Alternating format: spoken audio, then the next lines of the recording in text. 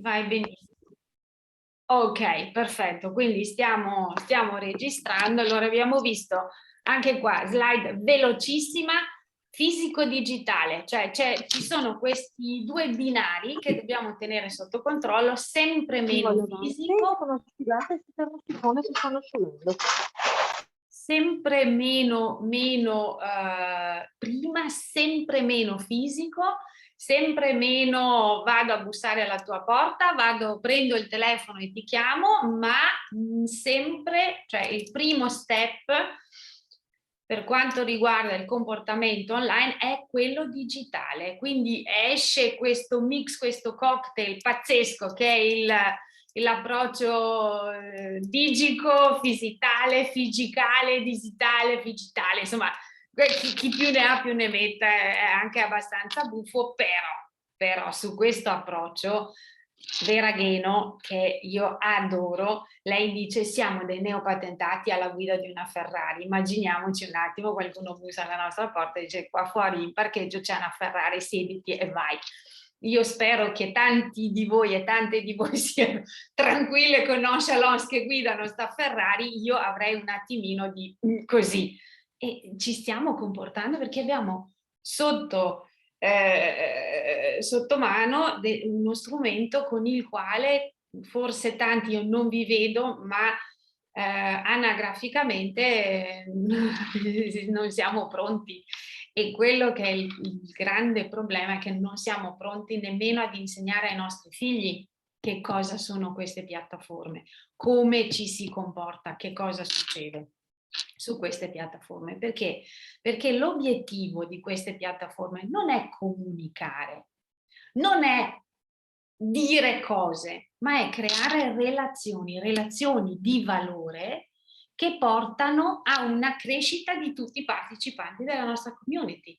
Quindi noi facciamo crescere la nostra community, ma basato sui valori, sui nostri valori personali, sui valori dell'azienda, se parliamo di comunicazione aziendale. Quindi, prima di pensare alla comunicazione, pensate alla vostra identità. Pensate chi siete, cosa fate, come lo fate e perché lo fate. Che voi siate un profilo personale o un'azienda è la stessa identica cosa, perché noi abbiamo detto che siamo tutti un po' personaggi pubblici, quindi diventiamo con questa esposizione nei profili social, diventiamo tutti un brand e come tale, se ci comportiamo come un brand, dobbiamo innanzitutto andare a vedere qual è la nostra brand identity, qual è la nostra identità, quali sono i nostri valori e come formuliamo i messaggi per uscire con questi valori. Ok? Altra cosa, sempre all'interno di questi neopatentati, di queste definizioni appunto che Gheno ha fatto, lei ha detto la lingua ci rende umani, non è Gheno, ma lei li ha ripresi sempre all'interno del progetto, la lingua ci rende umani. La lingua è un nostro atto di identità, ecco perché è così importante capire quale registro tiro fuori quando comunico. Qui ho portato degli esempi, insomma, la scelta consapevole di una parola piuttosto che di un'altra parla di noi. Ogni volta che apro la bocca o scrivo sotto un post, quindi faccio interazione, parlo di me o di chi voglio essere, perché io sono quello, sono la terminologia che uso, sono le parole che uso. Quindi deve essere un atto consapevole.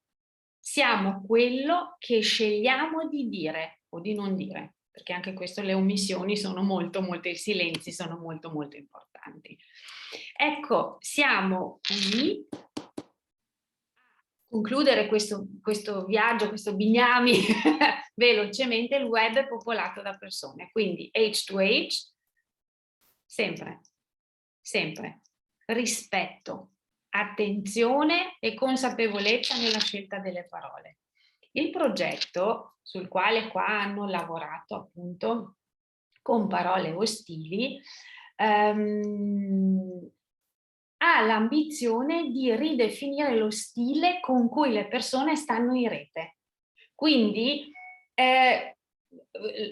stanno cercando con questo progetto di veramente di lavorare sulla consapevolezza che le parole sono molto molto importanti, che la nostra comunicazione sul web ci manca tutto. Io adesso sto parlando con voi, ma io vedo delle caselle nere con scritto Veronica, Anna Maria, Luisa, vedo un'unica casellina che è quella di Caterina, che ha il video acceso, e io a seconda del se mi fa così, se mi fa così, se mi fa così, io riesco a capire se vado bene o se, se le cose che dico magari sono dei punti di domanda, di dubbi, eccetera. Tutta questa parte, quando noi scriviamo un post, manca. È come se io parlassi a delle caselline con scritto Veronica, ma io non so se Veronica adesso sta là in panciolle sul divano e sta guardando la TV mentre io parlo. Boh, non lo so. Oppure sta là e ha un sacco di dubbi. Non posso intervenire, non so cosa succede. Mi manca quindi tutta questa parte del, chiamiamolo così, del linguaggio del corpo che mi dà delle ulteriori informazioni per poter decidere se la mia conversazione va bene o meno, se la mia comunicazione funziona o meno. Io ho solo le parole quando scrivo nel web e tante volte il problema è proprio questo, perché se non le scelgo con consapevolezza, se non inizio veramente a capire il peso di ogni parola che metto lì, rischiamo tutti, rischiamo fraintendimenti, rischiamo di non centrare il nostro obiettivo. Quindi io adesso non so se questo lo possa fare o forse lo può fare Caterina per me. Volevo farvi vedere, te lo metto in chat Caterina e lo proietti tu. Certo. Se no, io comunque ve lo metto in chat così potete scaricarvelo e farvi il download. È una piccola, è un brevissimo filmatino, è un brevissimo video che ci fa capire un attimo il mondo che sta dietro a Parole Ostili e in che modo hanno iniziato a pensare a questo progetto. Caterina, io tolgo la condivisione. Certo. Ok. E metti in chat, dicevi? Sì, già in chat.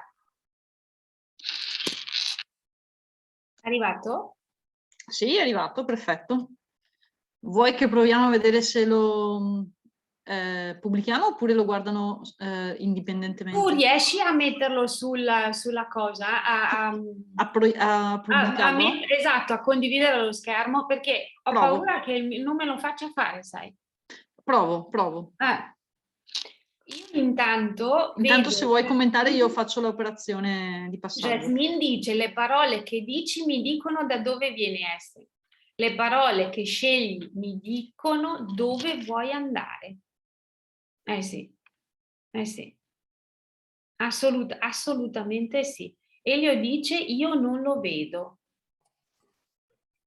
C'è anche una bella frase della poetessa Alda Merini che dice: mi piacciono le persone che scelgono con gran cura le parole da non dire. Ecco, il silenzio. Il silenzio. Esatto. Tutto questo, come lo chiamano gli americani, questo overkill di parole, questo perché la nostra conversazione è fatta da... Non lo vedete? Allora, riprovo a metterlo qua. Ah, sbagliato. Ora?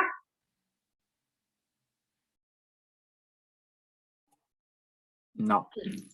Sì. Io non lo vedo. Ok.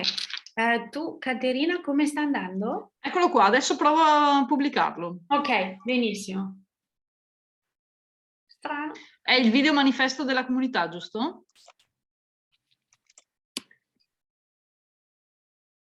Si vede? Esatto. Ecco qua.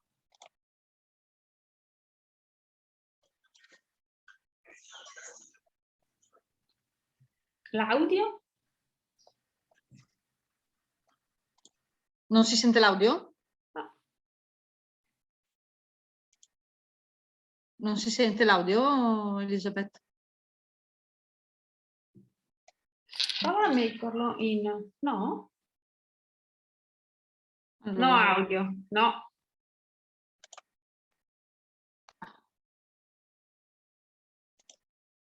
adesso provo a rifarlo ripartire. Mhm. Allora, un attimo solo che provo a fare, probabilmente c'era da catturare, ok. ottimizza il suono, eccolo qua. Proviamo a vedere se così. Ok, vediamo adesso, proviamo. Ok. Questa è la storia di gente reale. Gente per bene, con tanti interessi, che studia o lavora oppure non fa niente, che si saluta, si cerca, si perde. C'è chi batte veloce su una tastiera. Fate schifo, vi odio, perché non morite tutti? Si sente al sicuro dietro lo schermo, perché per lui il virtuale non è vita vera.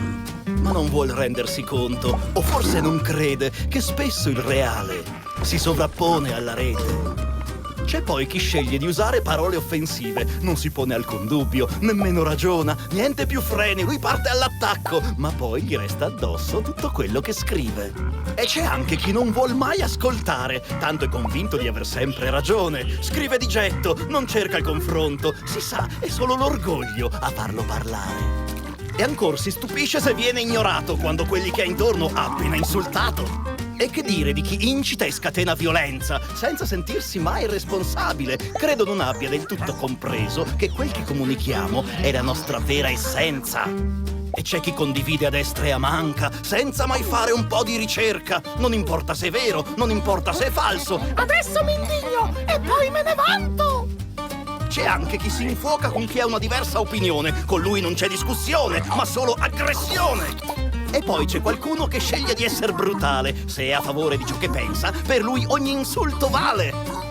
Non sa che a volte è meglio restare in silenzio e preferisce diventare un mostro ancor più violento. Perché in fondo basterebbe fermarsi a pensare alle parole che utilizziamo. Parole ostili, indifferenti o gentili fanno la differenza nella fine che facciamo.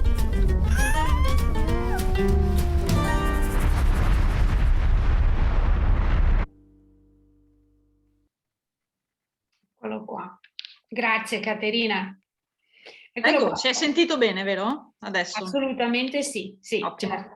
Adesso sì, voi avete il link, quindi potete guardarvelo con calma, insomma, che cos'è e magari anche effettivamente merita un pochino più di attenzione, ecco, ogni passaggio, perché è molto veloce. Questo è fatto, questi passaggi, questo manifesto lo fanno, lo proiettano anche nelle scuole, perché soprattutto questo è diciamo un fenomeno che bisogna iniziare a combattere da un lato e ad alimentare però la consapevolezza dall'altro lato dai piccoli, da quelli che sono veramente alle prime armi, perché altrimenti, cioè, sono loro che hanno in mano delle piattaforme pazzesche, si iscrivono a Instagram, a TikTok, che non hanno nemmeno 10 anni, quindi è una cosa veramente da monitorare e sono da educare. Quindi questo è appunto il video che accompagna il manifesto delle parole ostili. Io torno alla proiezione. Voi lo conoscevate già? Eravate già, magari mi dite sì, no, perché magari perdiamo un po' di tempo su questa cosa. se interessa, perché io adesso avevo pensato, era già noto come movimento, perché è un movimento molto molto molto molto forte, quindi Stanno arrivando solo dei no. tutti no? Tutti no. Quindi dai, no, meno male. Allora andiamo un attimo, dedichiamo un attimino di attenzione a questa cosa. Allora, sono praticamente, è tornato il coso adesso, lo schermo mio, ce l'avete? Ottimo, sì, sì. All right. Allora, è una carta praticamente che elenca questi 10 principi di stile utili a migliorare il nostro stile quando siamo, i nostri comportamenti, quando siamo in rete, con consapevolezza e con responsabilità. Ok? Qui hanno lavorato delle persone, veramente dei professionisti che si occupano da un lato di digitale, dall'altro lato di comunicazione, dall'altro lato di psicologia infantile, ma anche di organizzazione aziendale, quindi hanno lanciato questo manifesto appunto e hanno diciamo stilato questi 10 principi di stile per aiutarci un attimo a essere più consapevoli e a stare meglio tutti insieme in rete. Hanno poi fatto 7 declinazioni di questo manifesto perché si è visto che molto valido in generale, però c'erano delle esigenze, per esempio nella politica, per chi nell'ambito appunto della comunicazione che veniva usato per la comunicazione politica o per la pubblica amministrazione oppure per le aziende, per l'infanzia, per lo sport, per la scienza dell'inclusione. Quindi hanno declinato questi 10 principi in questi 7 ambiti. Poi ovviamente sono state fatte anche delle pubblicazioni, ma adesso andiamo a vedere che cosa sono questi 10 punti. Brevemente, perché insomma poi li potete anche fare voi la vostra ricerchina, però partono da un principio che abbiamo visto, virtuale e reale. Dico o scrivo in rete solo cose che ho il coraggio di dire di persona. Questo è fondamentale. Queste sono regole che sono talmente semplici che quasi quasi ci spiazzano. Si è ciò che si comunica, l'abbiamo visto. Le parole che scelgo raccontano la persona che sono e mi rappresentano. Avete visto le 3 paroline? Che differenza di vibrazione c'è tra una parola e l'altra? Negro, nero, scusate, negro, nero, oppure persona di colore, oppure qualcos'altro. Ecco, vibrano in modo diverso, vibrano anche online. Le parole danno forma al pensiero. Mi prendo tutto il tempo necessario a esprimere al meglio quello che penso. Ci penso, non sto là tanto per essere veloce, arrivare prima, essere lì che sono la prima a commentare, sono sempre là sul pezzo. No. Cosa voglio esprimere veramente? E poi rispecchia ciò che sono, o sono solo lì a fare volume. La mia identità, i miei valori sono veramente quelli che sto comunicando? È veramente il mio pensiero? Prima di parlare, la numero 4, bisogna ascoltare, anche ieri l'abbiamo detto, è fondamentale l'ascolto. E qui io ringrazio, non mi ricordo più chi è stato U826 probabilmente, che ha parlato del silenzio, le parole, che chi sceglie con cura le parole da non dire. Il silenzio.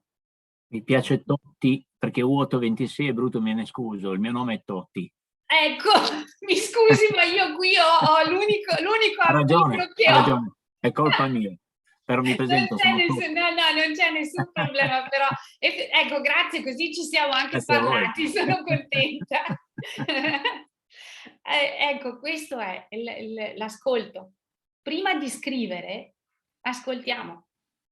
Le parole sono un ponte, io devo creare relazioni, io devo raggiungere chi è al di là di quel post. Non parlo, e l'abbiamo già detto, non parlo a un profilo, parlo a una persona, H to H, H to H, H a H, cioè essere umano a essere umano. Le parole hanno conseguenze, qui si aprirebbe veramente un capitolo che sarebbe da trattare a parte, insomma ci sono casi e casi e casi, troppi casi, dove vediamo anche i ragazzi, ma noi abbiamo, che insomma ne escono con, non solo con le ossa rotte, ma psicologicamente danneggiati da certi atteggiamenti magari dei loro coetanei. Le parole hanno sempre delle conseguenze, quindi riflettiamo e iniziamo veramente a sceglierle con consapevolezza. Condividere è una responsabilità, anche la 7 è molto importante. Noi spessissimo condividiamo degli articoli, condividiamo e magari non li abbiamo neanche letti fino in fondo. Magari non ci siamo presi proprio tutto il tempo per approfondire ciò che c'è scritto in quell'articolo. Rispecchia veramente dalla prima parola all'ultima parola i miei valori? O è solo per, anche lì, per fare volume? Io se condivido un articolo di un giornale, un articolo di un altro profilo, un altro post, quel post, ok? È un piccolo mosaico all'interno di un profilo. Posso trovarmi d'accordo con quel post e lo condivido, ma se non ho guardato bene da che profilo proviene e quali sono effettivamente i valori di quel profilo, non solo del post, ma anche i valori del profilo, io rischio di uscire con una comunicazione, con un messaggio che non è in linea con ciò che sono io, con i miei valori. Quindi attenzione, fate sempre un double check, comportatevi come se foste una redazione di un giornale, fate sempre il double check prima di condividere. Cioè cosa sto condividendo, cosa c'è scritto effettivamente in quel post, e torniamo sempre qua, prima di parlare bisogna ascoltare, quindi fare la ricerca. Quando io approfondisco, mi faccio la domanda, questa cosa che sto condividendo effettivamente porta qualcosa di positivo alla mia community? È utile a qualcuno? O è solo lì per riempire un buco, uno spazio? Le idee si possono discutere, le persone si devono rispettare e questo è fondamentale, rispetto nel web, il rispetto delle opinioni, il rispetto, e quindi anche lì di creare proprio uno spazio tranquillo, uno spazio aperto, uno spazio di rispetto, ma questo si può dire fin dall'inizio sul mio profilo, nella mia community, cioè vige il rispetto per le persone. Posso magari non essere d'accordo con te, posso manifestare la mia opinione, posso dirti la mia opinione, però rispettandoti, e questo si può assolutamente esigere. Io esigo rispetto, come se la persona fosse davanti a me, e si può dire, in casi estremi si può anche bloccare, però insomma non arriviamo a questo, cerchiamo di non arrivare a questo, con certe persone non si ragiona, però il rispetto prima di tutto. Gli insulti non sono argomenti, e qua ci trovano tutti quanti d'accordo, perché anche su questo insomma è inutile che insistiamo, sappiamo, però non sempre è così. Se guardiamo certe persone o certi profili in che modo comunicano, cioè, vediamo che ne volano di parolacce, appunto di insulti che non è permesso, ecco, non può essere. E dicono qui sotto una bella cosa: non accetto insulti e aggressività nemmeno a favore della mia tesi. Perché anche qua, quando siamo supportati, no, da questi fervori così forti, magari ci lusinga pure, no? E accettiamo. No. Cerchiamo sempre di mantenere comunque un livello di comunicazione neutro, un livello di comunicazione di confronto, ma di non arrivare mai oltre un certo limite. E qui siamo di nuovo al silenzio, ecco qua. Ascolto, silenzio, comunicazione neutra, comunicazione distesa, comunicazione inclusiva. Sono tutte parole che sentiamo tutti i giorni, ma poi l'applicazione la vediamo in certi casi molto difficile. Ecco, queste sono 10 regole del manifesto.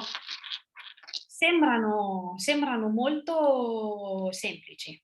A sentirli, a vederli così, sembrano delle regole base, ma evidentemente, visto il successo del movimento Parole Ostili, era assolutamente necessario stilare queste 10 regole, scriverle e farle veramente comunicarle, farle sapere a un pubblico molto ampio, perché non c'era la condivisione e la consapevolezza che nel web bisognava comportarsi in questo modo. Ok? Una declinazione, vi faccio solo vedere una delle 7 declinazioni di cui appunto avevamo parlato qui. Noi andiamo a vedere, perché magari c'è anche qualcuno che ha un'attività qui tra i partecipanti, quindi può anche essere interessante. Allora partiamo sempre da queste 10 regole e hanno appunto poi declinato queste 10 regole per le aziende. Vi faccio solo vedere velocemente la prima: virtuale e reale. So che ogni parola in rete ha conseguenze concrete, può costruire o distruggere relazioni reali. Modero i toni, valorizzo l'empatia, l'ascolto rispettoso e, se è il caso, lo humor, anche questo. Sono coerente e mantengo le promesse fatte online. Abbiamo parlato ieri dell'identità di un brand. Un brand è una promessa. Ogni volta che il nostro cliente ci incontra, se io inizio, no, con la mia bella comunicazione aziendale, ogni volta che il mio cliente mi incontra online, mi incontra nel punto vendita, mi incontra in un video, mi incontra con un mio prodotto, mi incontra con un mio servizio, lui si ricorda della promessa. Abbiamo parlato delle peduline che fanno male. Se io mi scrivo sulla mia flag, no? Io faccio le pedule che non ti faranno mai fare le vesciche, che sarà camminare come su una nuvoletta, ok? E questa è la mia promessa. Faccio una promessa e non perché è online vale meno, vale.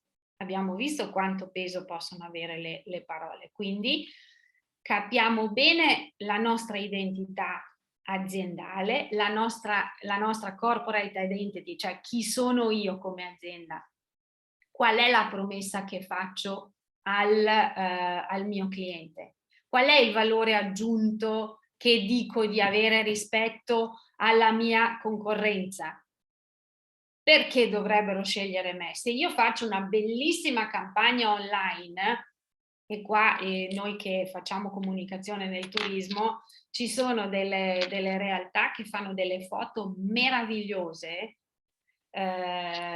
stupende, con le luci, tutto quanto, e le mettono online, è tutto stupendo, è tutto tranquillo, da noi venite, poi le persone vanno lì e trovano o il musone o trovano magari l'ambiente sporco o trovano non quelle luci lì che si vedeva tutto bello illuminato così, ma sono delle camerette piccole, perché sapete che con la fotografia si può intervenire bene, quella è una promessa. Se noi andiamo a vedere la pagina, il sito online, vediamo il profilo Instagram tutto glam, tutto bello, e poi andiamo lì e troviamo una cosa molto spenta, molto poco vissuta, poco friendly, così poco invitante, e non hanno mantenuto la promessa. Spesso si incontra anche il contrario, purtroppo, perché le persone non sono pronte neanche al contrario a fare una bella comunicazione online di una bella realtà. E quello è un gran peccato, però se è l'inverso è un gran peccato anche quello. E lì poi succedono tutti gli inghippi di TripAdvisor con tutte le cose negative che possono succedere appunto con commenti, sovracommenti, recensioni, eccetera. E questo è male. Ecco, la promessa che faccio è una promessa, quello che scrivo online è una promessa, è seria la comunicazione online. Ok, valori detti e scritti lì sono valori reali, virtuale è reale, ok? Allora, qui sotto... Elisabetta, scusami, Sì? c'è una partecipante che è Sì. Elisa, che potrebbe portare una testimonianza. Adesso la invitiamo ad attivare il microfono perché ha un'esperienza di utilizzo con questo strumento, con questo manifesto. Quindi... Aspetta che interrompo la condivisione. sì, No, interverrà guarda, solo con io... l'audio. Eccola qua, perfetto. Ecco, perché sono a letto con il Covid io e Elisa, letto. mi dispiace. Non posso vivere così, sono 10 giorni che adesso la voce c'è, ma il corpo proprio non risponde, c'è un'autonomia di 2 ore ancora, massima, dopo 10 giorni, ecco, perciò insomma, mi sono dovuta buttare giù. Comunque lo stesso, io praticamente, siccome ho uno studio tecnico e poi tutti quelli che insegnano materie tecniche ai geometri sono liberi professionisti fuori normalmente, almeno insomma la maggior parte di noi lo è. Ecco, perciò io vedo queste cose sia all'esterno della scuola sia all'interno della scuola e vedo che cioè, sono abbastanza ottimista comunque perché vedo che i nostri studenti, partendo dalla prima dell'istituto tecnico e lavorando proprio con il manifesto, questo manifesto qui, cioè che poi dà spunti, cioè non è che lo segui, non è mica ecco, un decalogo tipo la Bibbia, però come linee guida magari le apprendi a scuola, ne discuti, ecco.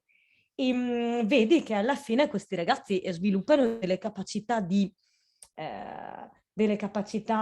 comunicative, insomma, anche notevoli, cercando di riflettere sempre. Quello che invece mi stupisce è di trovare molte persone adulte in rete che che esprimono un'aggressività pazzesca con un livello proprio di intolleranza anche a cose, insomma, anche a cose, diciamo, cioè a concetti che dovrebbero essere elementari, no? Pur di imporsi, trovi un'inciviltà pazzesca in persone che magari hanno 40-50 anni, quello mi preoccupa, perché finché possiamo agire con dei ragazzi e fargli sperimentare delle conseguenze, ad esempio, adesso io non è che lo faccio, per esempio io gli simulo spesso la compravendita immobiliare, ecco, e perciò con tutta la discussione insomma, le discussioni tra la parte acquirente e la parte venditrice, ecco, noi insegno estimo.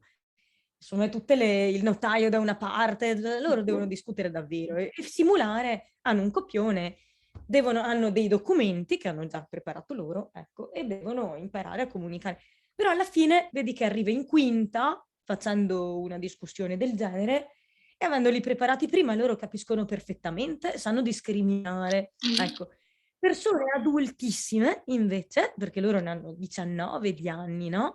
Persone che hanno il triplo della loro età a volte, e cioè mi cascano le braccia, perché a volte devi proprio difenderti da liti senza fine. Me ne sono capitate diverse volte, liti, cioè di tentativi di essere coinvolta in liti senza fine su Facebook in particolare, ecco, perché su Instagram è molto più difficile, perché tanto si comunica per immagini e insomma, bene o male, riesci anche a... Su Facebook, secondo me, è tipico, ecco, oppure anche su alcuni gruppi di WhatsApp mi è capitato così. Però persone adulte, cioè persone adulte, l'ultima aveva 60 anni, siccome girava, a un certo punto ha abbandonato il gruppo, dopo aver insultato tutti, ha abbandonato il gruppo. In quel momento era quasi Natale, c'era una vignetta, Babbo Natale abbandonato, e l'abbiamo pubblicata. Perché? Ecco, insomma, ecco, però adesso chiudo e lascio a voi i commenti che potrebbero essere interessanti. Qualcuno vuole intervenire su questo argomento che ha portato Elisa?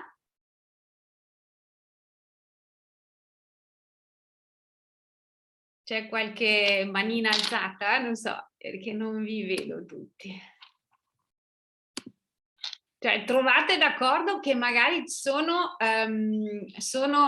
più le persone 45, 50, 55 che non si sanno comportare e i giovani, i ragazzi, cioè bene o male, sanno stare in questi spazi? No, i ragazzi guidati un po' perché si lavora certo. per abituarli a simulare le conseguenze, cioè noi gli facciamo simulare le conseguenze di quello che fanno sulla rete, però in faccia, ecco, e li facciamo riflettere, così, e alla fine il risultato però c'è. Il risultato c'è, assolutamente sì, assolutamente sì. Vedo 2 manine. Abbiamo 2 manine e anche un commento. Allora, il commento che è più veloce, che Elio dice appunto si sentono proprietari, si pensano di essere proprietari del mondo, e Jasmine che dice spesso capita di sentire gente che si diverte a depistare riguardo argomenti. E poi appunto sono d'accordo che sia un problema generazionale e ci sono vari commenti che stanno in rete, in chat.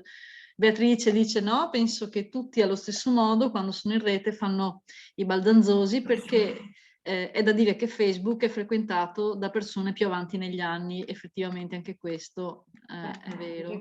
Anche questo è vero e quindi forse anche con questo più avanti negli anni c'è stato meno lavoro, no? Siamo effettivamente neopatentati alla guida di una Ferrari perché non sappiamo, ci hanno messo a disposizione, io ne ho 50 di anni, io sono cresciuta, ho fatto carriera in vari uffici marketing e comunicazione, uffici stampa, che era tutto diverso. Il primo press office virtuale io l'ho creato nel 98, che era proprio agli albori di tutto. Adesso cioè, non esiste, non si può più pensare senza un press office virtuale, senza un follow up virtuale con tutte le cose, cioè non esiste la comunicazione cioè offline, è una piccola parte della strategia di comunicazione.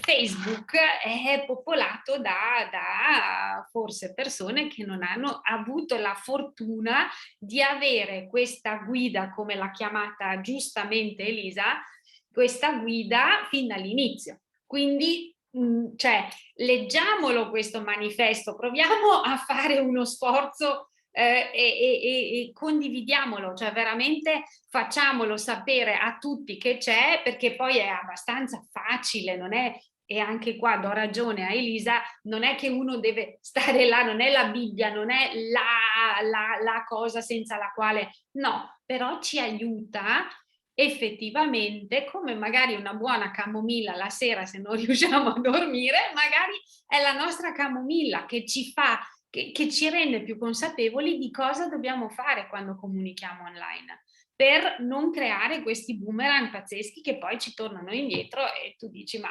Dove sono finita? Era un gruppo WhatsApp tranquillo che era nato per uno scambio non so, di idee, per costruire un progetto, invece sono finita in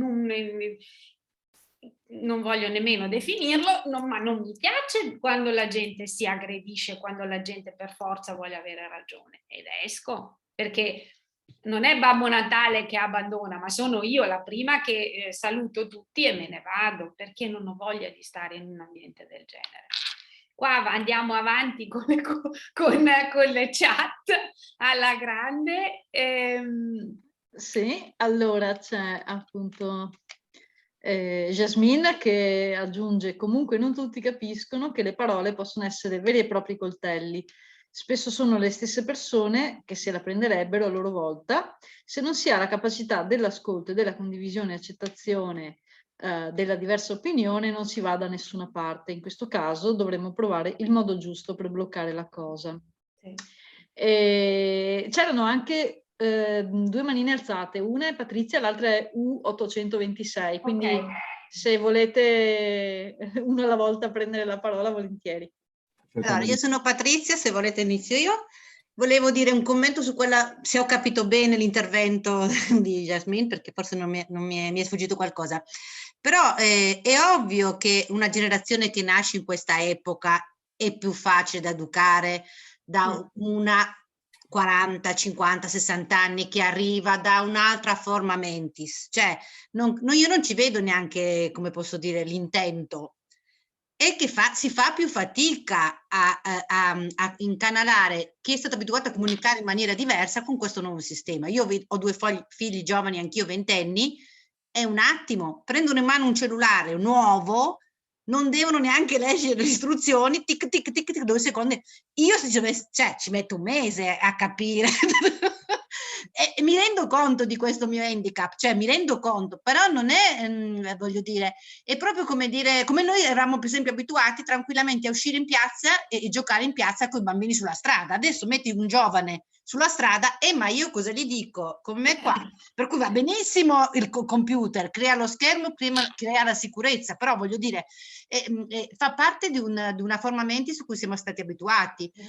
Per cui vanno educati, però con come si può dire, la consapevolezza che sicuramente ci vuole un po' più di tempo a educare una certa generazione a questa cosa qui, perché cioè, è normale. Sono d'accordo che c'è un gap, no, tra la piattaforma che ci hanno messo in mano, io mi metto anch'io in mezzo perché come età ci sto, che ci hanno messo in mano, nella quale con la quale siamo stati confrontati, che poi non la sappiamo usare, non la sapevamo usare, non sapevamo che cos'era.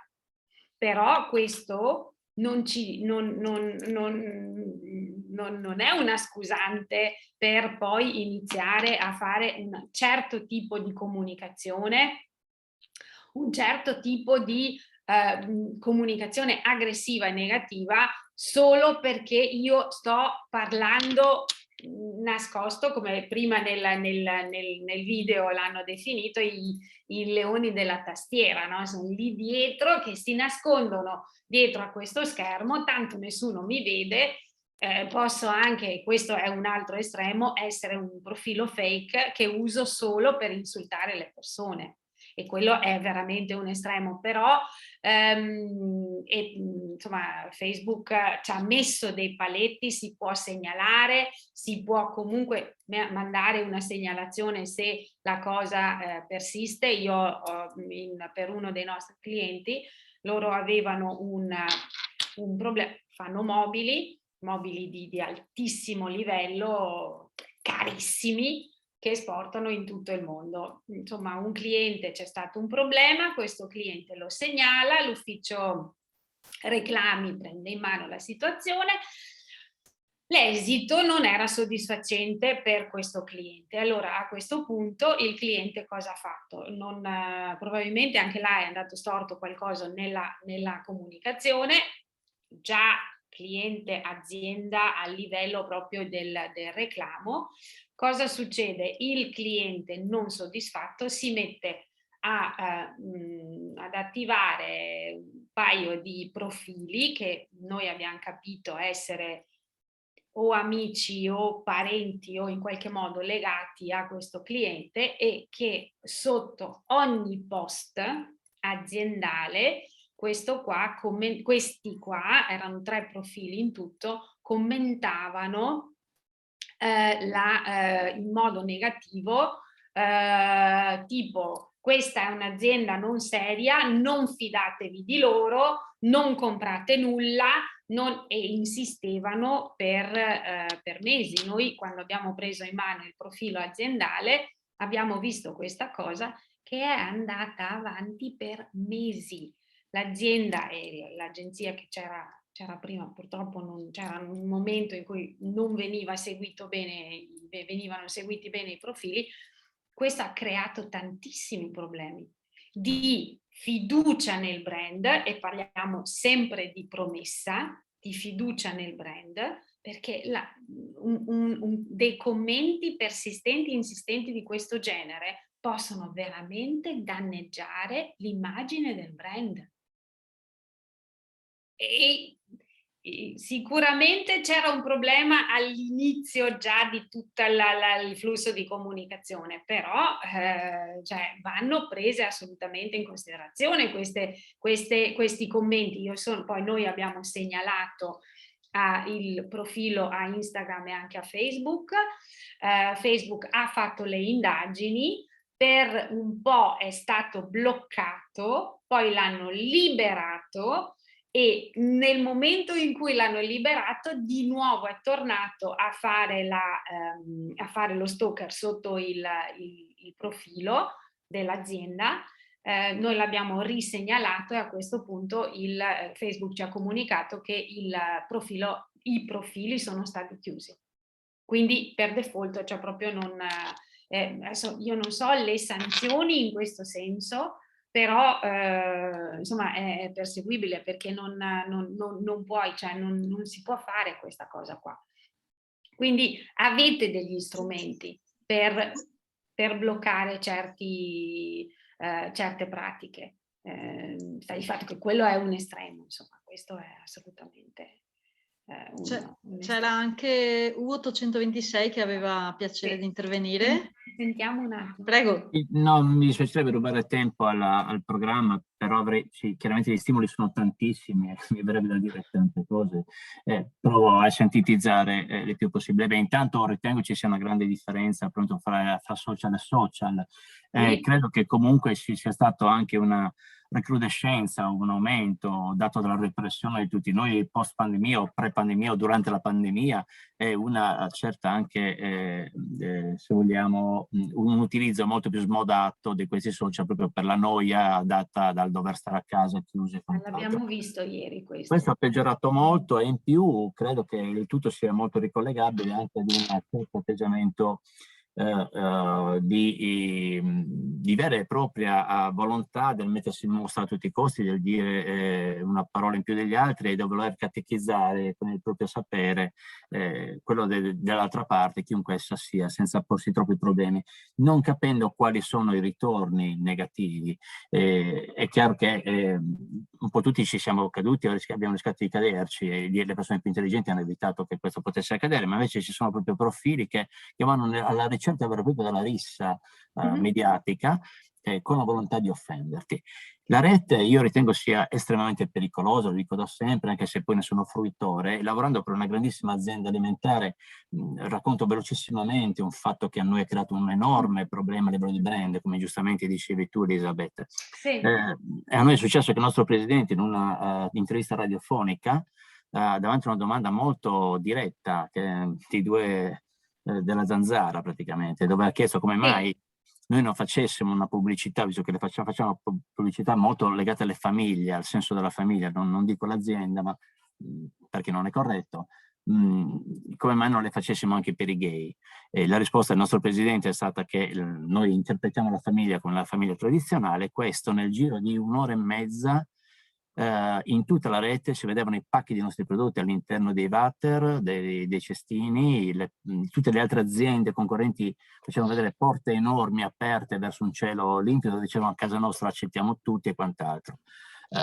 Questo può essere anche un grande stimolo. Infatti noi abbiamo imparato molto da questo. Il nostro presidente ha impiegato 1 anno e mezzo poi per scusarsi in tutte le sedi mondiali, col proprio aereo personale è andato a visitarle one to one, e da quel momento lì ha istituito un organismo interno che si chiama Diversity and Inclusions, dove tu puoi denunciare qualsiasi fatto che non sia in linea con il rispetto di religione, sesso, qualsiasi cosa che abbia a che fare con la persona.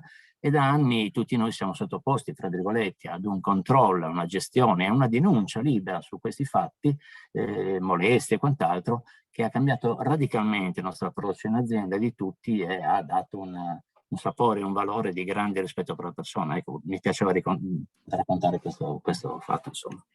Allora, se io adesso mi trovo un attimo in difficoltà, io ho preparato un esempio per la crisis management, per il crisis management, come dovrebbe essere affrontato, e credo proprio di avere preso la vostra azienda come esempio. Tutto bene. Ecco, quindi, ma come esempio positivo, cioè, ma mi dispiace tirare certo, fuori ho capito.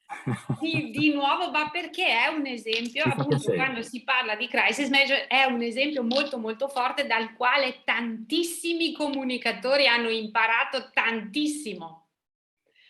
Perché non va lasciato al caso, e il fatto di appunto, come dicevi tu, no? Questo un anno e mezzo per continuare a lavorare su questi concetti che danneggiano veramente, che sono, cioè, creano veramente dei gravissimi danni all'azienda, cioè milioni di euro in fumo, così. Assolutamente.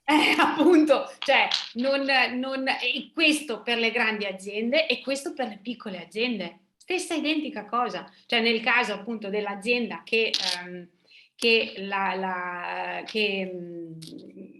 ecco, D&G in Cina, esattamente, Elio, esattamente, D&G in Cina era la stessa cosa. Vuoi raccontarla tu, quella che forse non tutti la sanno? Elio? Non ci sente.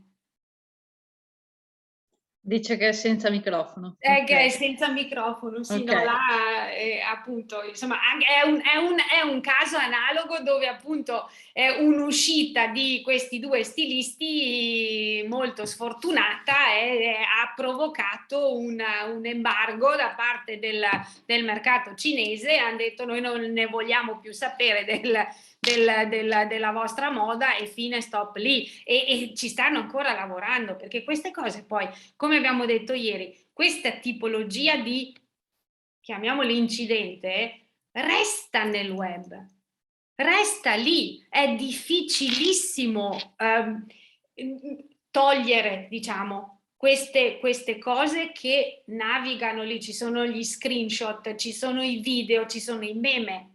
Ricordiamoci anche quello che fanno tutti i meme, che sono quelle imitazioni che si fanno soprattutto dei personaggi pubblici per far ridere. Sì, delle volte fanno tanto ridere, ma altre volte fanno tanto male, e in questi casi i meme fanno il giro del mondo, quindi ci si ricorda continuamente di quello che è successo in quel caso, appunto, di comunicazione sfortunata e andata male, ecco. Quindi torniamo a noi. Che cosa possiamo fare? Cosa possiamo fare? Possiamo essere intanto attenti, consapevoli, misurare le parole, cercare sempre di capire chi è dall'altra parte, che sensibilità, cioè tatto e sensibilità. Chi è dall'altra parte? Potrei offendere qualcuno con questo post. Leggiamolo, rileggiamolo. Continua a risuonare, deve risuonare. Non può essere quel cuore di cui parlavamo ieri, no? quel cuore che io devo mettere nelle cose che faccio, lo devo anche mettere nella mia comunicazione, nel modo di comunicare, e poi sono utile a qualcuno, sì o no, se no non lo facciamo. Se no non lo facciamo, è molto, molto semplice. Comunque, torniamo un attimino al nostro, alla nostra netiquette, perché quella potrebbe essere una, diciamo una, vediamo se riusciamo a condividere.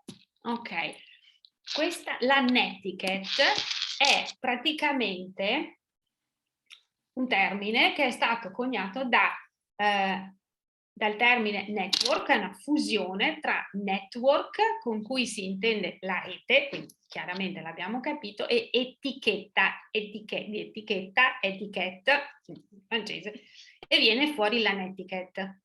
Ok, quindi l'etichetta da utilizzare online. La netiquette consiste quindi nell'insieme di parametri di educazione e comportamento corretto che bisogna attuare anche sul web, che si tratti di social media o posta elettronica, perché anche qua una delle regole che, visto che abbiamo parlato di 55 anni, insomma quelli che sono un po', insomma, un po' messi male con tutti questi strumenti digitali, ci hanno insegnato fin dall'inizio che non si usano le maiuscole. E questa è una cosa che stranamente io sento sempre, sì, questo lo sapevo, ok? Perché le maiuscole segnalano come se io urlassi nel web, come se alzassi tutto ad un tratto, ecco, così, ok? Quindi non usate le maiuscole, perché segnalano un urlo. Cioè alzo la voce e urlo quando scrivo. Ok? Questa è una delle cose che appunto è passato e tutti l'hanno compreso, e insomma è abbastanza condiviso anche come regola. Però la netiquette appunto sono questo insieme di regole che sono anche molto basate sul buon senso, ma anche sul manifesto delle parole ostili, insomma sulle regole del manifesto che poi sono state messe insieme nel progetto. Questo anche per contrastare il bullismo digitale. Vado un po' più veloce.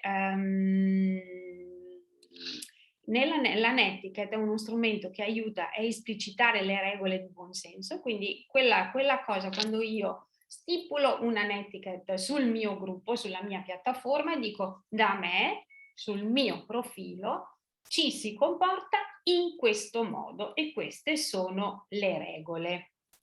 Ok? Se c'è qualcuno che bullizza, che comincia appunto, come abbiamo sentito qua, purtroppo succede nel profilo, parlo del profilo del nostro cliente, dove sotto c'era questo qua che stalkerava e continuava, e questa è una forma di stalking e di bullismo digitale. È determinante bloccare i profili che non rispettano le regole, e lo potete fare, e segnalarli alle piattaforme per la loro scorrettezza. Ok?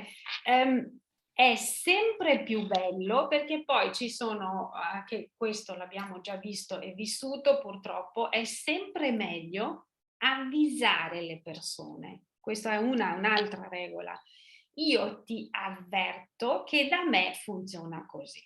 Stessa cosa, la vita online è vita vera, la vita virtuale è vita vera, è reale. A casa mia, vita reale, esempio da vita reale, tu apri la porta, fai entrare i tuoi ospiti e dici: da me è uso comune togliere le scarpe e mettere le ciabattine che ti metto a disposizione.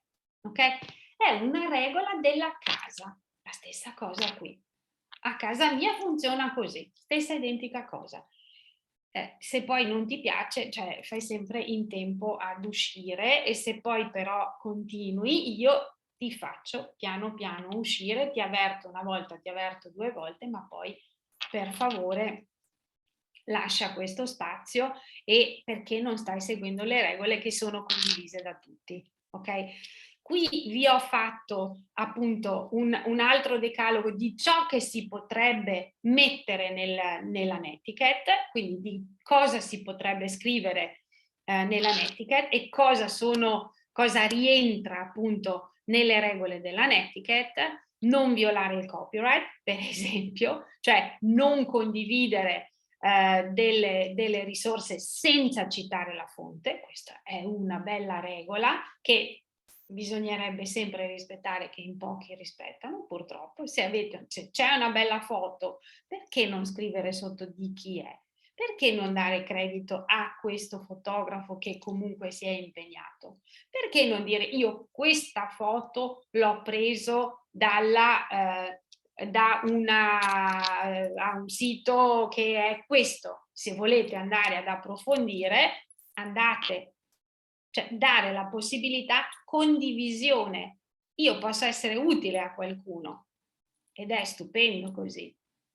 Cioè il fatto della condivisione, anche quando appunto do i crediti di un fotografo, do i crediti di una fonte, è comunque essere utile alla mia community.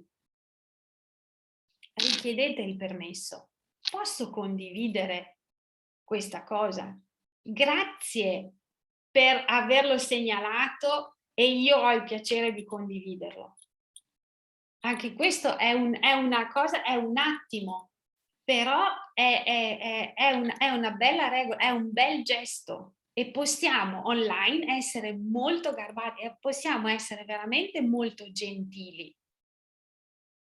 Trattiamoci bene. È uno spazio nostro, lo possiamo fare nostro, lo possiamo veramente arredare come un salotto. Possiamo servire il tè piuttosto che l'aperitivo e possiamo stare insieme, ma lo dobbiamo scegliere e dobbiamo essere espliciti. Evitare... No, perdonami, no, dico, posso...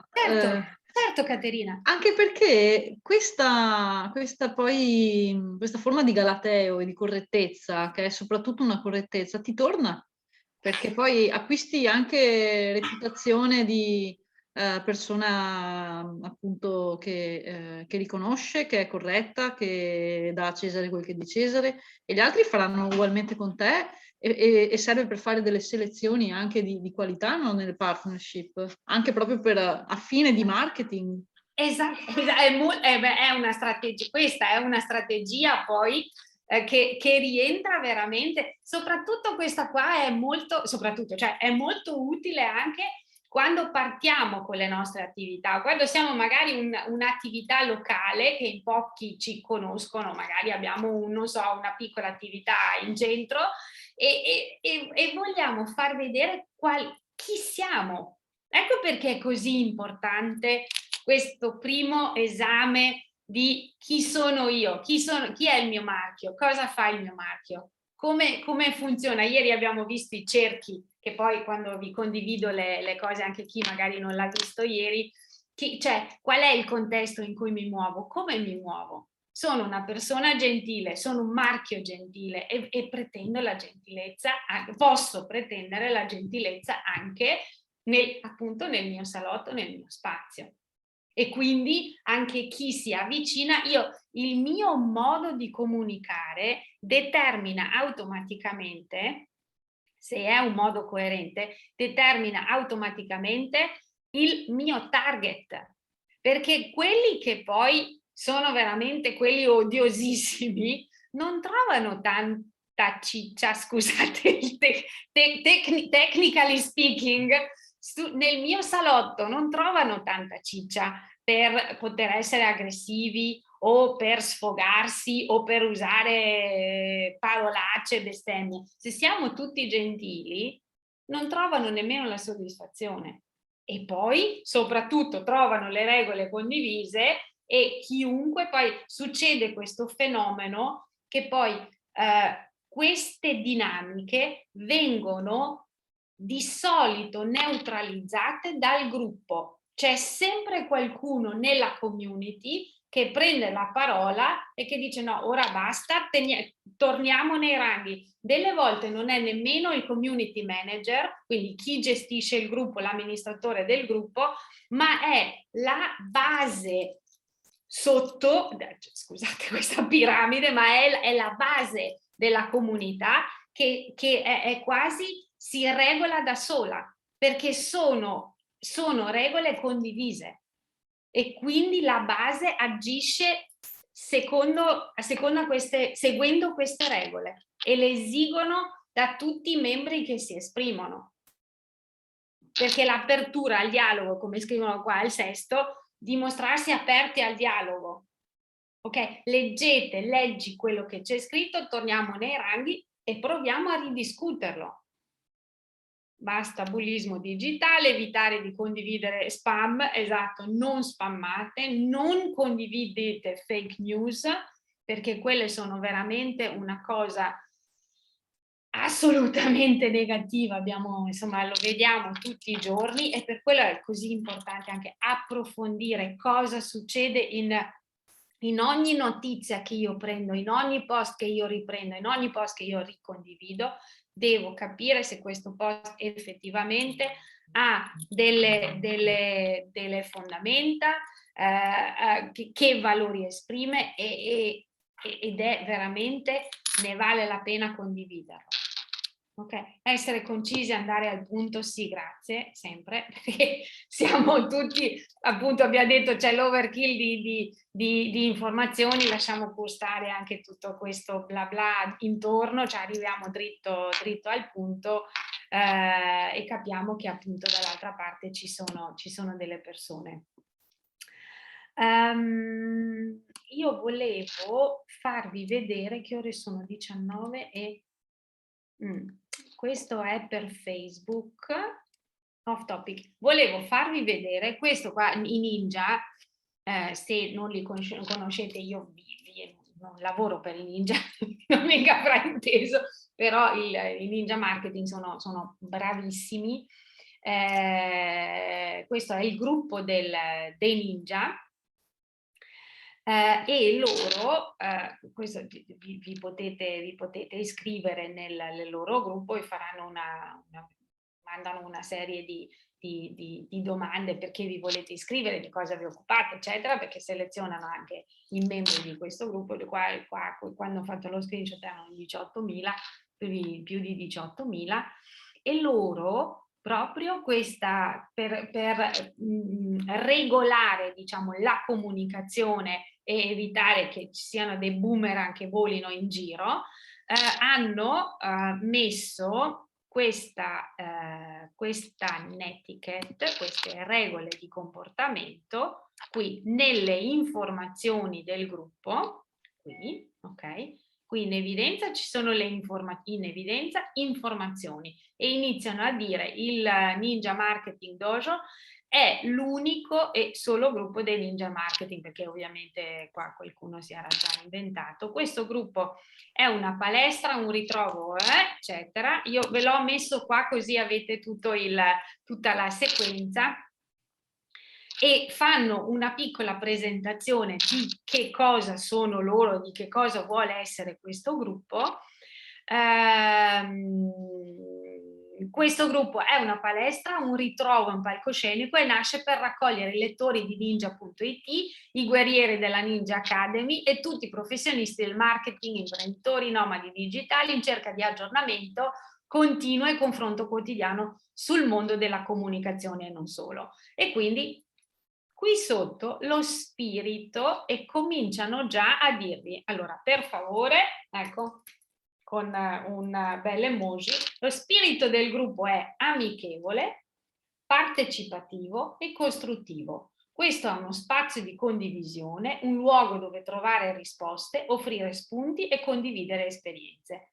E quindi leggi Dojo Kun, le regole del gruppo. Quindi loro mettono qui il loro decalogo. Questa è una cosa che ovviamente per la posizione che hanno scelto, quindi assolutamente sotto in evidenza, la prima cosa che io leggo qui, perché in evidenza di solito ci sono le cose molto importanti, le vado a vedere. qui ci sono dentro le regole del gruppo. Potete poi con calma, insomma, leggerle e magari anche prendere spunto per un vostro decalogo tutto vostro, tutto personale.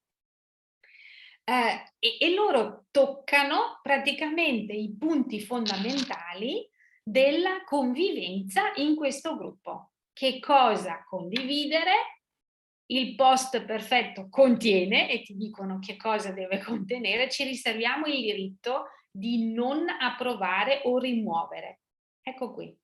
E ve lo dicono subito. Se fai una cosa così, noi ci riserviamo il diritto di bloccare, di togliere, di rimuovere, di non approvare o di rimuovere. E anche qua ovviamente fanno riferimento al post o commento violento, contenente parolacce o offese, argomenti off topic, offensivi, insomma vi dicono proprio che cosa potete e non potete fare. Vorremmo vedere critiche costruttive, che va bene, essere critici non dobbiamo mica essere tutti d'accordo, non cattive, risposta serena alle critiche. Ok? Ecco il mio salotto dove stiamo tutti sereni. E questo effettivamente è un salotto che ha delle regole molto precise. Tu a casa mia entri solo se metti le pantofoline che ti metto a disposizione. Questo è proprio il come ci si comporta in questa casa. Ed è molto sereno come spazio perché le regole sono assolutamente condivise. Ok? Quindi ve lo lascio qui, ve l'ho spezzettato così senza andare online poi direttamente, così vi rimane nelle slides. Quindi potete prendere ispirazione da questo, diciamo, da questo decalogo e formare il vostro personale.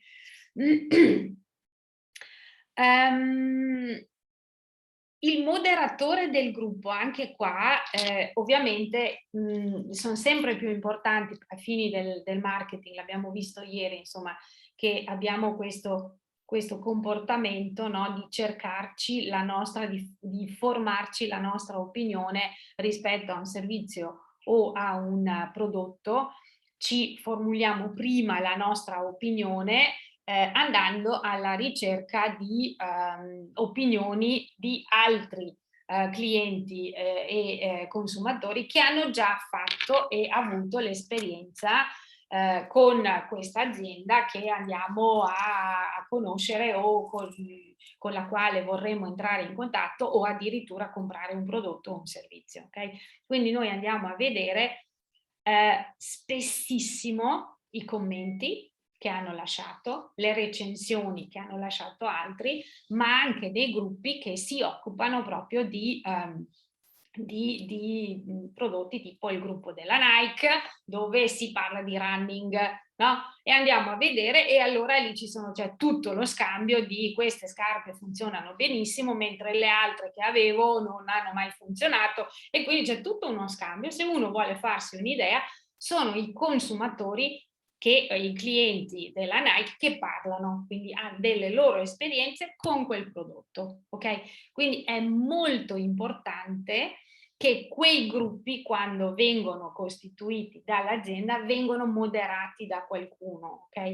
E anche il moderatore però deve sottostare a delle regole. Quindi una delle regole del moderatore, se voi siete un moderatore aprite un gruppo, prima di rispondere ad un commento, decidere se rimuovere un post, deve prevedere quale sarà la reazione da parte degli utenti, perché anche qui, come abbiamo detto prima, spessissimo si regola la base, spessissimo è la base a decidere no, questo è troppo, basta adesso, ok?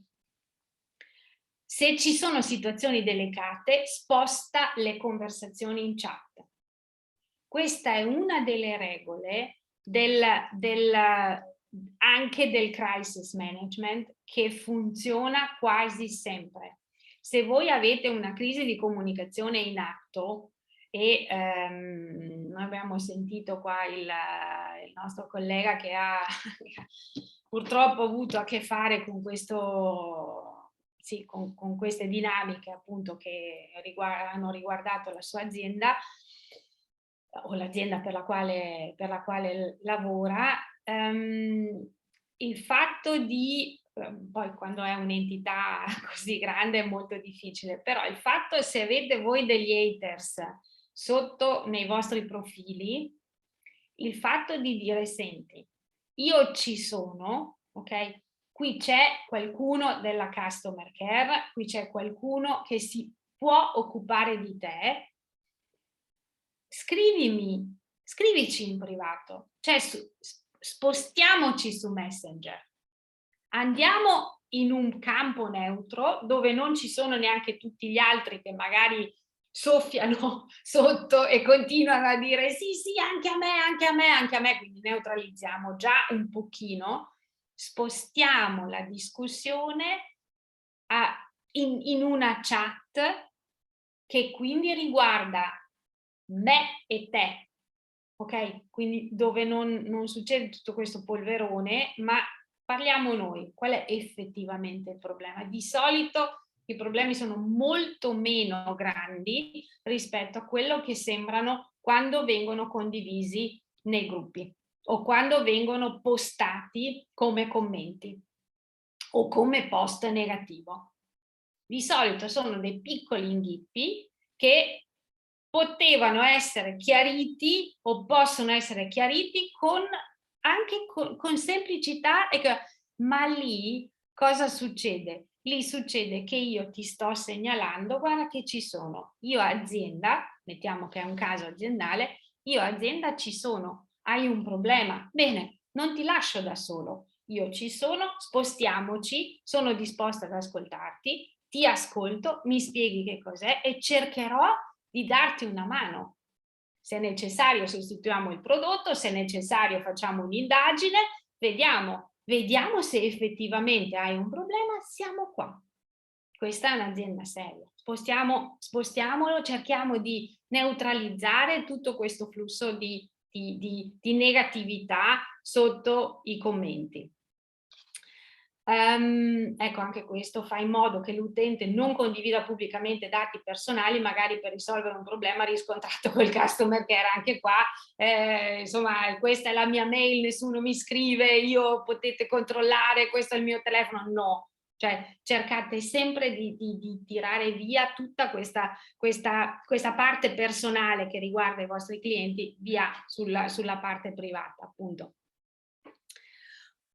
Rispondere sempre ai commenti, soprattutto quando sono domande. Allora, noi lavorando nel turismo c'è una bruttissima usanza dei ristoratori, soprattutto, che dicono: ma sì, cioè, tanto chi porta, questo qua non è la mia pasta è la migliore, il sugo è impeccabile, questo non deve assolutamente fiatare. Scrive un commento negativo su TripAdvisor, lo scrive anche sulla tua scheda Google My Business, continua ad attaccarti in Facebook e magari ti lascia pure un commento su Instagram. Dovresti iniziare magari almeno a dare un segnale, e questo noi veramente lo caldeggiamo sempre, almeno un segnale di presenza. Non ti va tanto bene, magari quel giorno c'era effettivamente tanto traffico in ristorante e quindi avete fatto un po' veloce, oppure solo segnalare: ti ringraziamo per il tuo sforzo e per la tua segnalazione, ci dispiace tantissimo, di solito da noi va tutto bene, ci dispiace tantissimo, se la prossima volta sei in zona vieni a berti un prosecco. Cioè, sono delle piccole cose. Noi abbiamo un cliente che è in montagna, a Sappada per la precisione. Questo è un caso anche qua vissuto, un caso vita reale, Covid, Natale, l'anno scorso, avevano appena sciolto un po' le briglie, quindi tutti quanti che si sono precipitati in montagna erano tutti là, c'era un po' di neve, la gente era lì, posti dimezzati per Covid, quindi il ristorante anziché averne 100 coperti ne aveva 50 e il platea. Il problema è che la gente faceva la fila fuori. Questa persona ha chiesto, erano due ospiti, ha chiesto un posto e hanno detto di aspettare circa un quarto d'ora. Loro si sono messi in lista, ma si sono allontanati. Okay? Sono tornati, questo era il racconto poi della persona detta al servizio in sala, sono arrivati, il posto era già occupato, ma loro sostengono appunto internamente che questo posto era, che loro sono arrivati dopo circa 25 minuti. Ok, allora, c'era il proprietario, era il titolare su tutte le furie perché non esiste, e poi hanno cominciato, hanno avuto il posto, litigando ovviamente, e poi hanno mollato dei commenti pazzeschi sul mangiare, sul bere, che di solito è eccellente. Mangiare e bere, lo strudel faceva schifo, la salsa alla vaniglia non sapeva da vaniglia, insomma, di tutto e di più.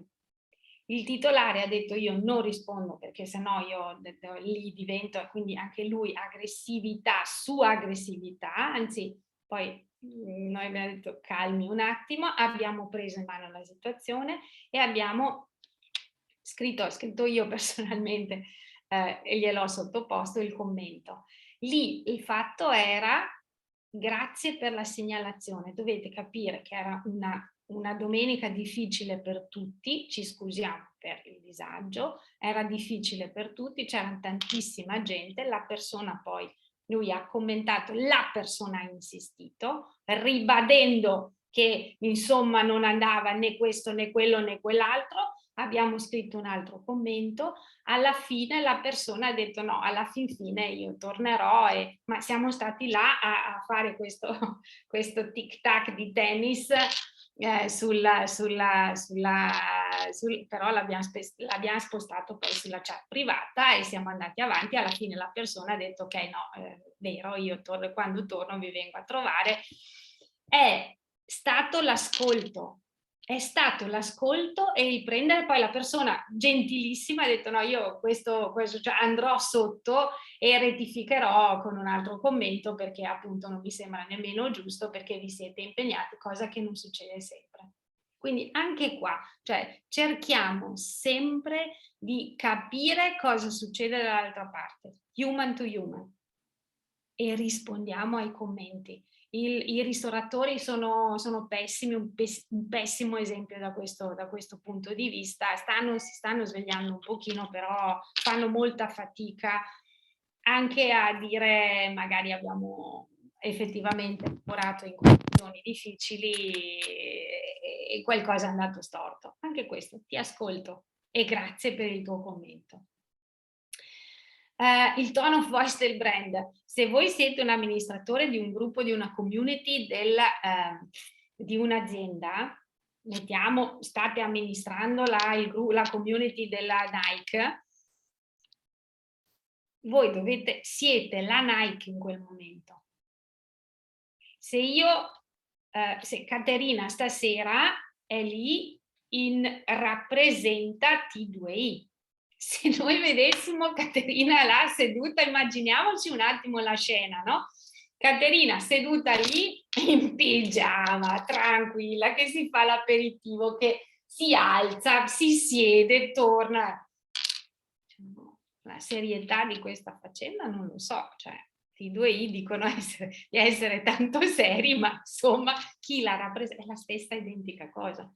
Cioè, noi rappresentiamo in quel momento il brand, quindi anche quando rispondiamo usiamo il registro dell'azienda, l'identità, che ieri abbiamo visto, la visual e la verbal identity. Un brand è composto da una visual identity e da una verbal identity. Quindi anche questo tono di voce con il quale, ieri abbiamo citato la banca e l'assicurazione, no? Yupalala, ehi gente, facciamo un po' di assicurazioni, mica tanto. Voi, quando amministrate un gruppo, siete il brand, quindi utilizzate un linguaggio. Se il linguaggio del brand è formale, voi nel gruppo usate per rispondere il tone of voice, quindi il tono di voce e registro linguistico del brand. Ecco un altro motivo per cui l'identità del brand deve essere molto molto chiara. Vi ho detto ieri, quando abbiamo iniziato, che noi indaghiamo il cuore che batte in azienda, no? Che noi vogliamo sapere quali sono questi driver, qual è l'identità, come funziona, ci sono le regole base, sono condivise, se no è difficilissimo, io dico è impossibile e non mi ci metto nemmeno, fare comunicazione efficace, essere efficace, veicolare dei messaggi per arrivare dall'altra parte con un messaggio corretto. Se non so il tono di voce che usa quel brand, se non è definito, se non ho delle guidelines, è impossibile, perché è un attimo che shifto da un linguaggio formale in un linguaggio easy, dal linguaggio easy diventa la qualunque. No, ci sono delle parole che usiamo sempre. Chi è molto molto bravo in questo è Rattus and Rose. Loro hanno un linguaggio molto molto definito, ve lo metto nella chat perché non posso così.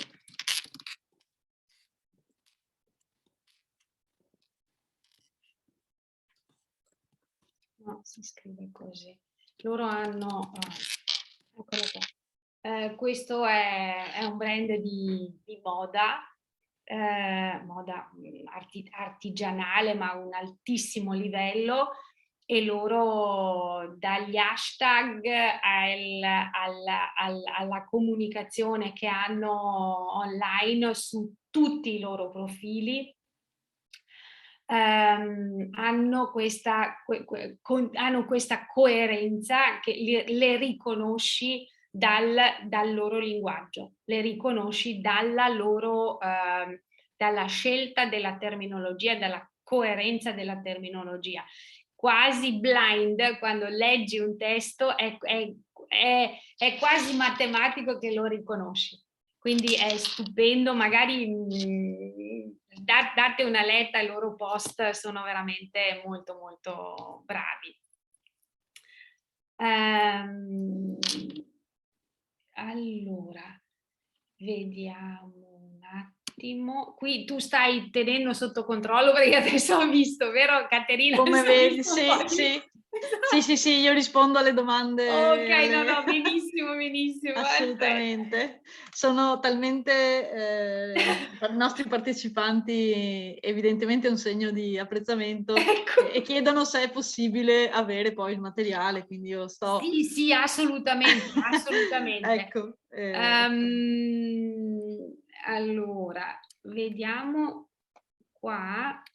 Ho un'altra cosa che appunto vediamo se è questa.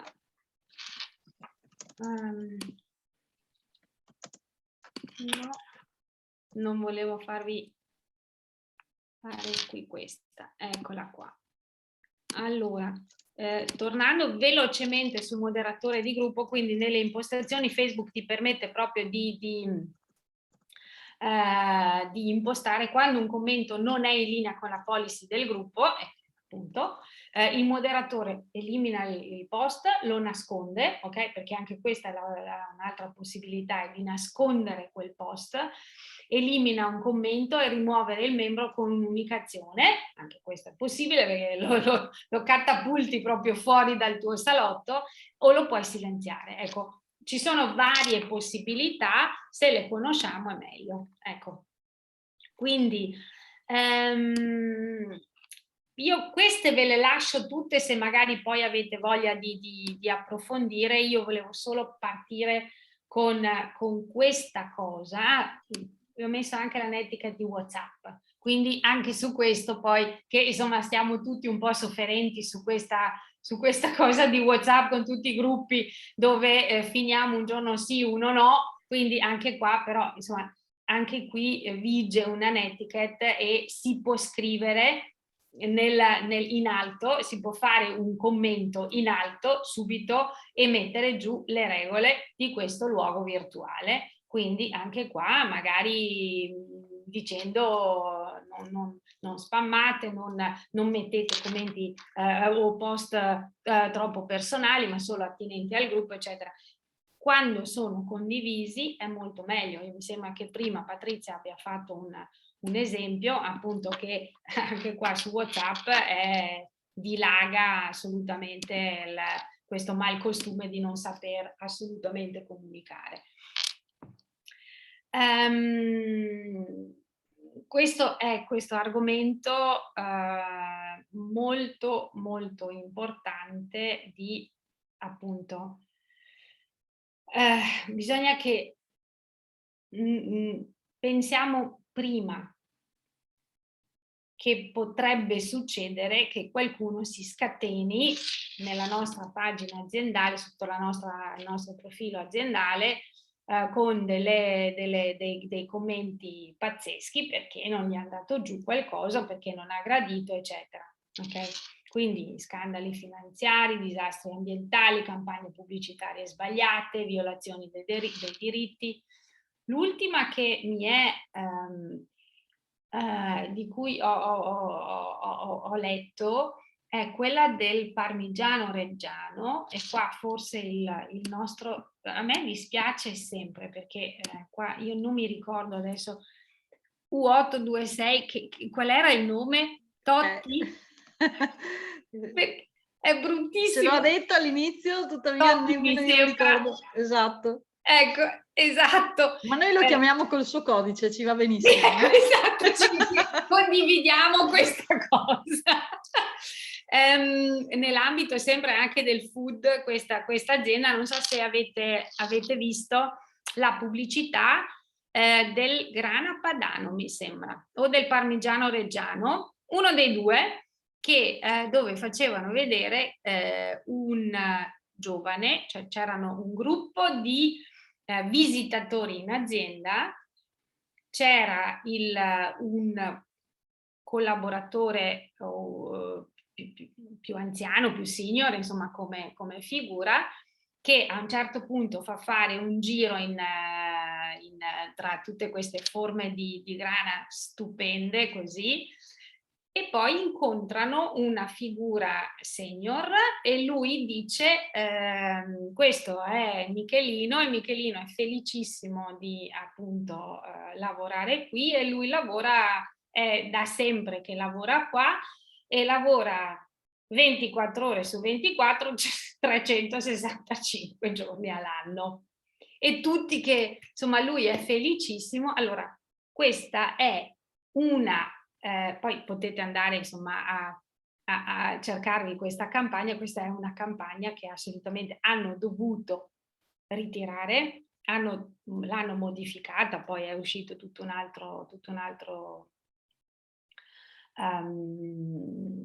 messaggio in seguito, perché non è un messaggio da lanciare, non è un concetto, non è un contenuto da comunicare. Cioè, chi è che lavora 24 ore su 24 è felicissimo 7 giorni su 7 e 365 giorni all'anno?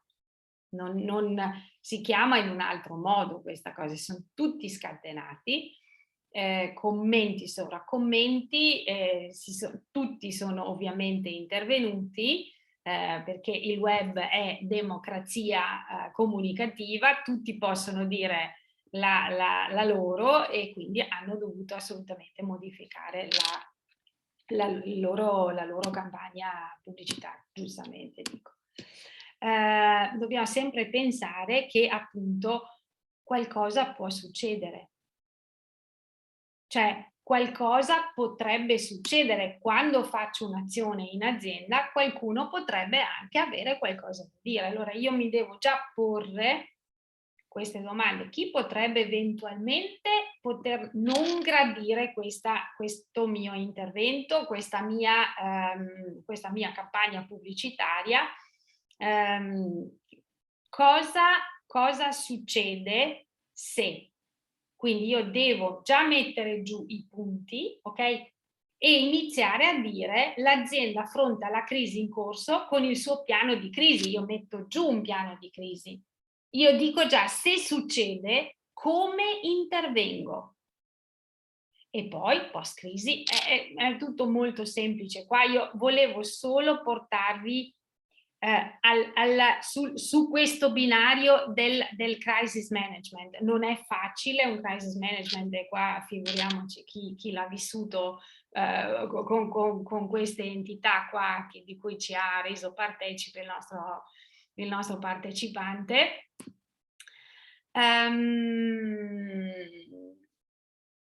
Come si fa per salvare la reputazione se succede? Viva la diplomazia. Sì. Ci si può incontrare utenti arrabbiati, persone che usano toni bruschi, non scadere nella polemica, l'abbiamo visto. Toglieteli e portateli in un piano neutro, su un piano neutro. Portate sempre innanzitutto sull'argomento di discussione e poi, se non va, toglieteli dal gruppo e andate a discutere il fatto su un piano neutro, che può essere Messenger per Facebook, per esempio.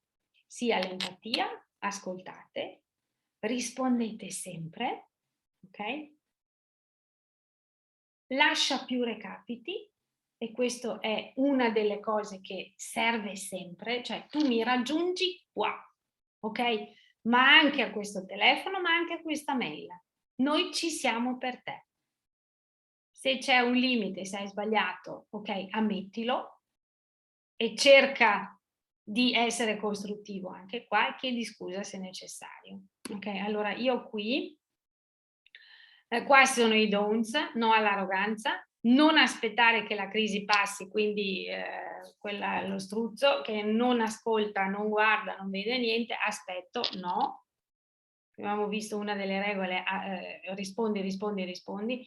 Non cancellare commenti, status o tweets comodi, perché così cerchi di evitare così, no?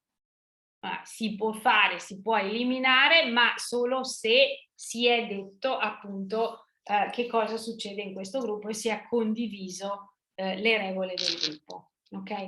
Allora, io volevo portare alla vostra attenzione questo caso, e poi che ore sono? 19:47, dai, ce la facciamo. L'antieroe nazionale, il social media manager dell'INPS, che questo è un caso dove la crisis management non è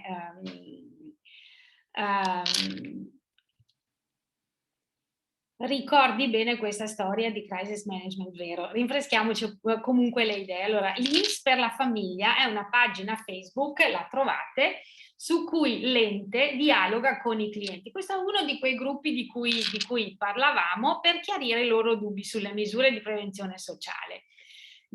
Questo è un caso del 18 aprile 2019, diventa famosa grazie al dipendente addetto a rispondere ai cittadini, i quali chiedevano informazioni sul reddito, ovviamente di cittadinanza, perché era un argomento che creava un sacco di dubbi nell'utenza. Quindi cosa hanno detto? Mettiamo anche su questo gruppo, cioè possiamo offrire la possibilità alla cittadinanza di chiarire i loro dubbi sullo stato delle domande che avevano presentato e lamentavano, spesso con apprensione eccessiva o con prepotenza, i problemi che avevano riscontrato per richiedere l'atteso reddito di cittadinanza. Okay?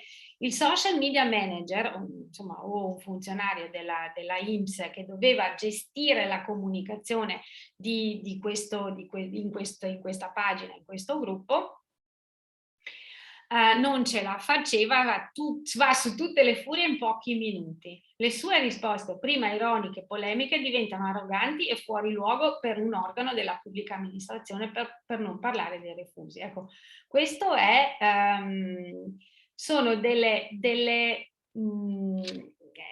un estratto, ok? La signora qui evidentemente era già un attimino irritata e dice INPS per la famiglia, quindi mette la chiocciolina, li cita proprio, li menziona, e dice non so farlo, avrei già fatto. Arriva la risposta, basta chiederlo a Poste o a INPS, oppure è troppo impegnata a farsi selfie con le orecchie da coniglio, perché evidentemente questo signore che doveva gestire o che gestiva la pagina è andato a vedersi il profilo della signora e quindi è partito con un attacco assolutamente personale a questa persona. Quindi qui siamo all'esempio di cui parlavamo prima, cioè questa persona rappresenta l'INPS in questo momento, gestisce un gruppo ufficiale perché questa pagina è stata istituita dall'ente, ok? Quindi non può rispondere in questo modo, è fuori discussione, deve rimanere al suo posto, deve rispondere con autorevolezza, con precisione. Il lavoro è pesante perché immagino che cosa doveva essere successo in quel periodo in questo gruppo, però non è assolutamente permesso. Qui vedete il successo che ha suscitato con il suo commento, quindi ci sono gente che ride, gente che approva, insomma 18 commenti, 18 diciamo reazioni a questo commento. Immaginatevi, e partiamo un attimo con l'empatia, immaginatevi un attimo come si deve essere sentita la signora che andava in cerca di una soluzione a un suo problema, di una risposta alla sua domanda, sentirsi dire da chi doveva essere, chi era preposto a tutelare, ad aiutare, ad ascoltarla, ricevere una risposta del genere. Il danno è enorme, che già non è facile perché l'INPS non ha una posizione facile, il danno enorme che ha arrecato questa persona, questo social media manager, questo community manager all'ente. Quindi quando voi scegliete qualcuno che risponde al posto dell'azienda, scegliete molto molto bene.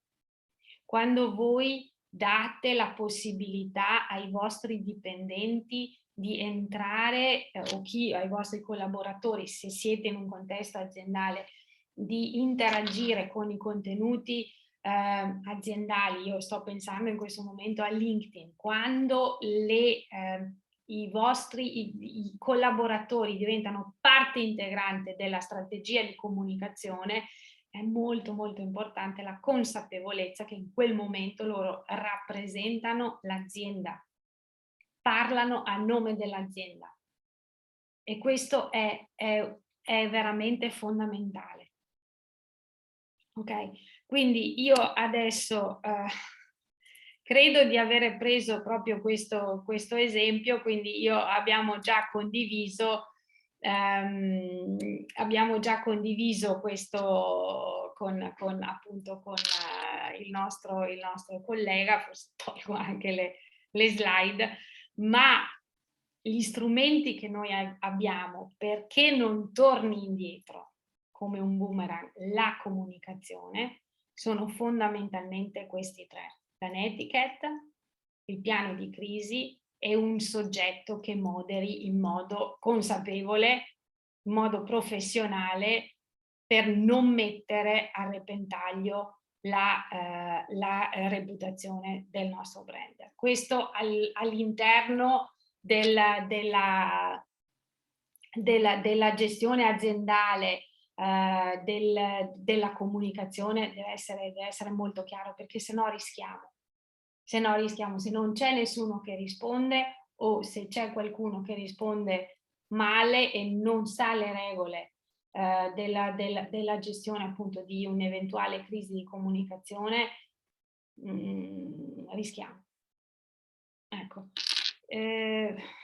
parte tutto appunto, parte tutto dall'identità e parte tutto dalla netiquette, perché anche qua la netiquette è quella cosa che ci dà sicurezza all'azienda da un lato, che noi se vogliamo fare un post nel nostro profilo personale, scrivere questo è il mio salotto, tutti benvenuti, ma qua ci si comporta così, e fissarlo in alto su Facebook con il pin, lo piniamo in alto, così se succede qualcosa e qualcuno si scatena, possiamo sempre dire senti, leggi in alto e se no ti blocco.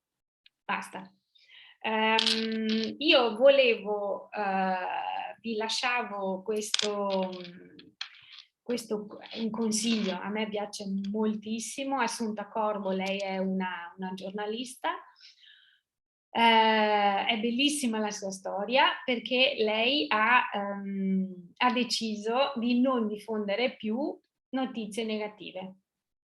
Lei parte da questo, è una scuola di pensiero, dalla scuola di pensiero appunto che dall'altra parte c'è un essere umano, quindi bisogna essere empatici, e ha scritto questo libro che si chiama Empatia digitale, le parole sono di tutti e il contenuto è tuo.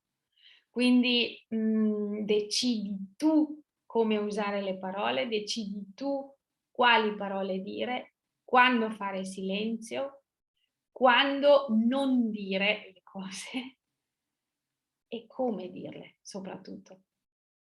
Consapevolezza. Questo è un libro, per me è stato veramente illuminante, e lo trovate anche su Amazon se volete ordinarlo. E lei è proprio un esempio di giornalismo. Lei ha detto lei ha lavorato come giornalista per grandi testate, e ha detto che non ne poteva più. Questa negatività nella comunicazione, ha proprio sentito il bisogno di contrastarla con una comunicazione empatica. Quindi questo è un consiglio che vi consiglio di lettura. Non è grosso come libro, se non mi ricordo quante pagine ci sono, però si legge veramente in una domenica pomeriggio, ed per me è stato illuminante, quindi spero che possa piacere anche a voi, e che magari qualcuno trova qualche spunto, qualche consiglio per la vostra comunicazione. Ecco, cosa abbiamo? 5 minuti di domande, se volete io tolgo la condivisione.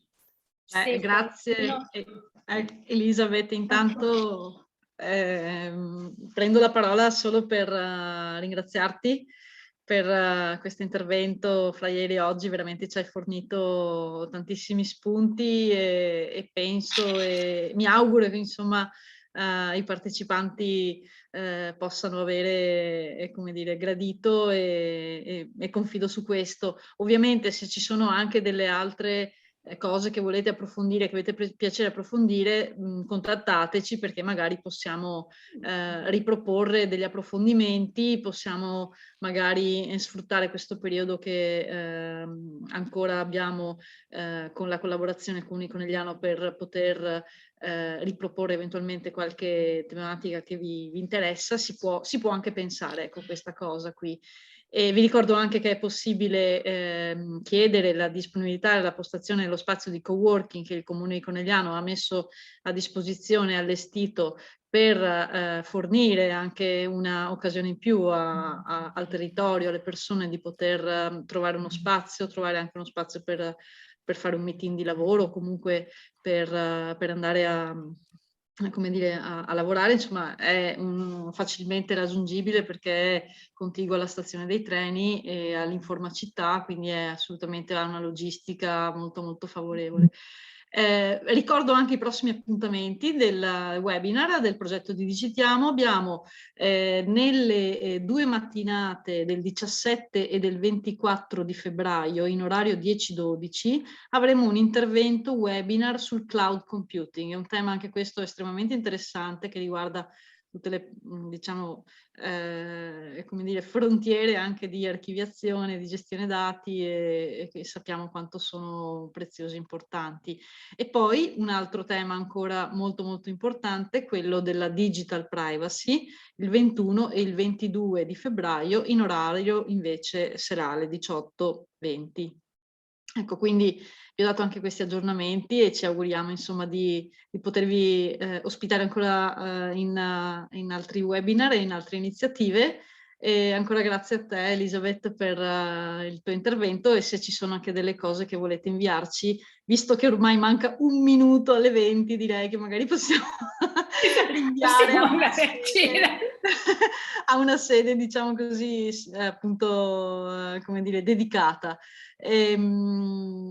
Ecco, le slide sì, verranno fornite, continuate a seguirci, iscrivetevi alla pagina Facebook del progetto Digitiamo, Innovation Lab, che trovate, e nel canale Eventbrite ci sono i form di registrazione per i prossimi appuntamenti che vi menzionavo, e comunque contattateci, scriveteci insomma per tutte le altre richieste che gradiremo senz'altro. E inoltre vi ricordo il questionario, vi ho messo il link che potete appunto andare a trovare mediante Google Form, e ogni feedback, ogni suggerimento che ci lasciate per noi è prezioso. Quindi grazie a tutti ancora, una buona serata e a presto, speriamo di incontrarvi ancora. Grazie, grazie davvero. Buona serata. Grazie a voi, buon proseguimento. Grazie.